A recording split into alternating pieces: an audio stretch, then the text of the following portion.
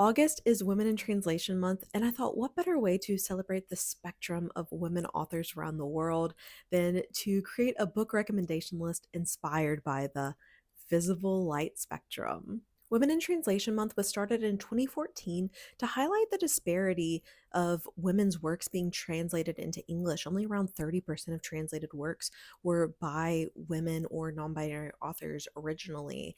And although this has maybe improved over time, I still think that we are in a place where we can always stand to better represent women authors and the experiences of women all over the world, not just in English speaking countries. So, yeah, today I have literary fiction inspired by each color of the rainbow, and I will have a horror book version of Women in Translation coming later this month. But without further ado, Red is maybe the most popular book on this list, The Vegetarian by Hong Kong.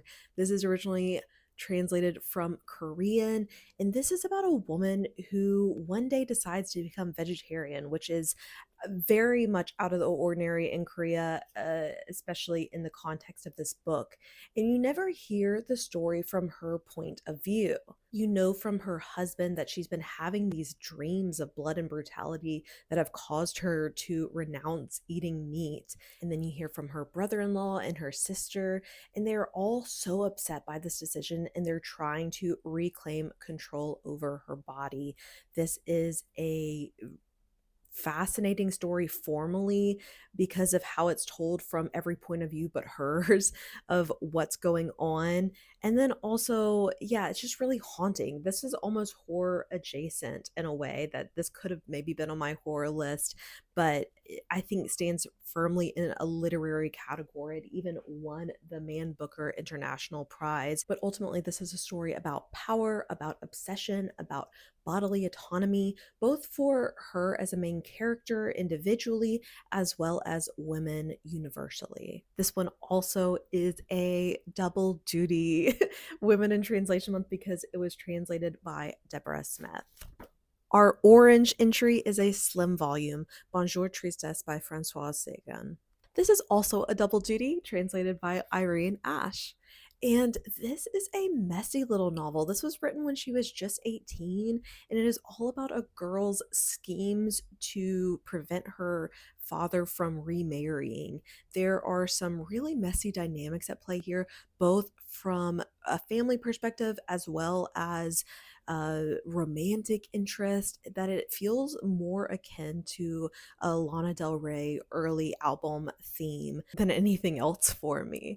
And I had a really fun time reading this. I think that it does have a real sense of teenagerhood about it, that there is an immaturity to it, but it is kind of refreshing, and I love reading a short novel. Yellow's being represented here by the little flowers on the cover of The Pachinko Parlor by Elisa Shua Duisapin, which was translated from Korean by Anissa Abbas Higgins. This is a book about Claire, who is living in Tokyo, tutoring Mieko, a 10-year-old girl who lives with her grandparents.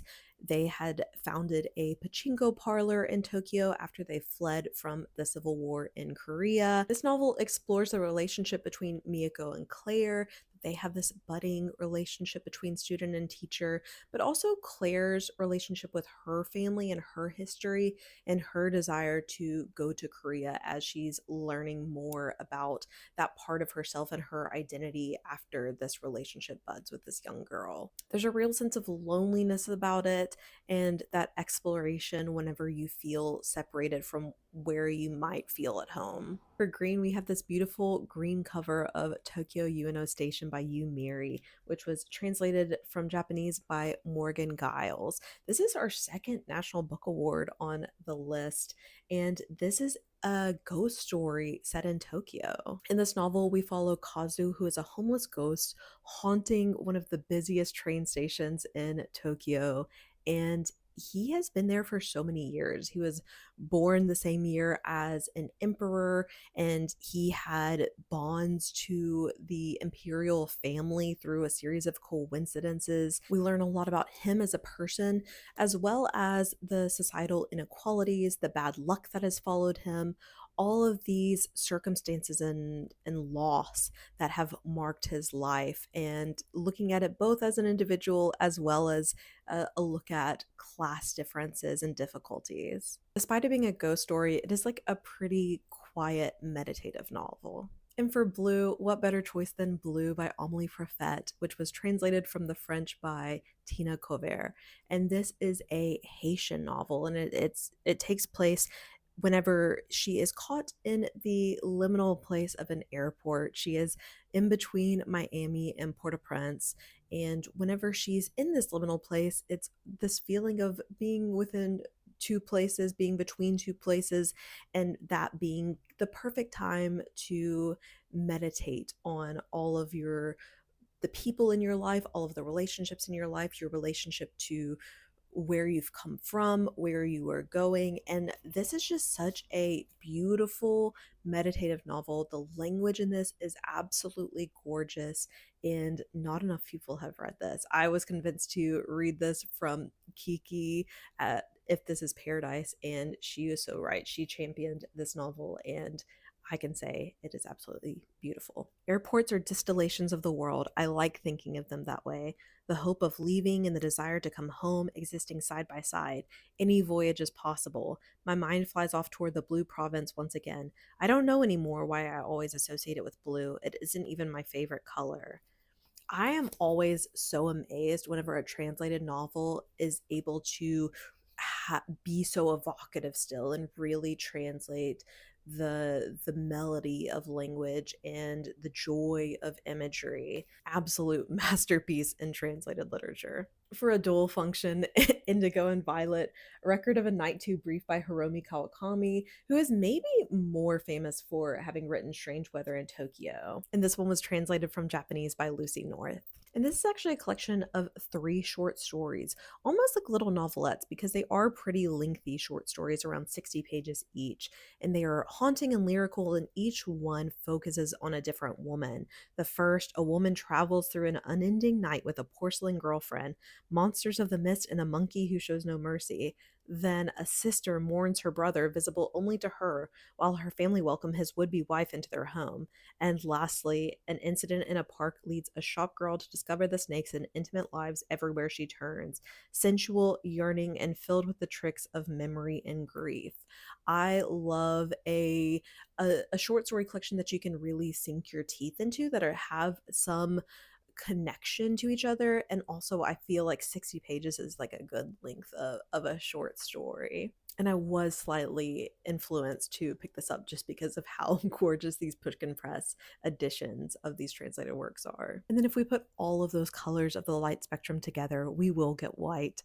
And for white, I've picked A Woman in Sardinia by Valeria Usala, which was translated from the Italian by Catherine Gregor. This is uniquely to me the only book that I've read set in Sardinia.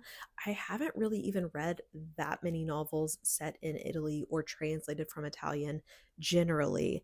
This one is a haunting, sad, tragic book, tragic in kind of the classical sense of tragedy, about 3 women living in rural Sardinia. In this, we get 3 generations of women who are searching for independence.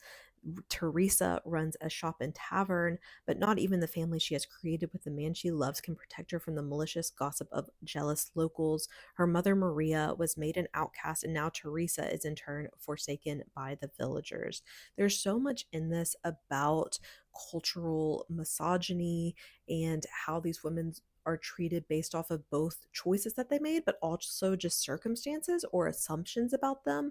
And it is something where you are really like rooting for these women to find their independence, but it's harsh out there, and it is something where if you like seeing generational family stories, especially about women and their role and status in a rural environment. I learned so much about Sardinia from this because I hadn't really known anything about it prior to reading. And so, yeah, if you are interested in something that has a bit of history in geography as a type of tourism is an interesting word to choose here because this is almost like a tragic story. But if you do like to learn about new places through novels, I recommend this one.